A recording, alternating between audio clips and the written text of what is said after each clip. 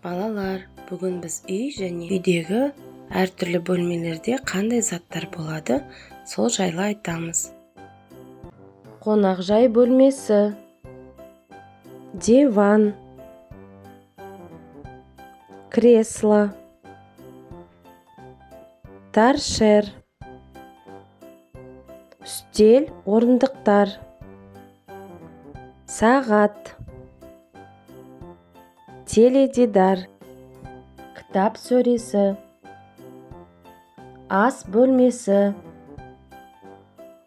ас үй жиһазы, тамақ ішетін үстел,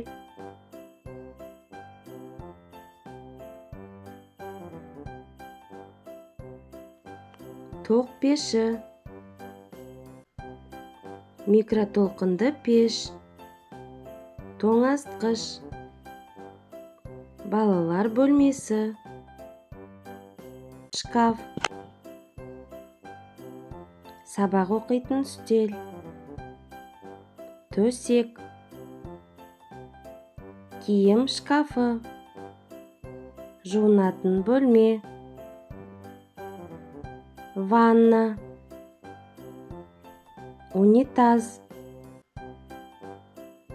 жуынуға және күтімге арналған косметика, тіс пастасы, иіс сабын, сүлгі, тарақ, айна, жатын бөлме, төсек,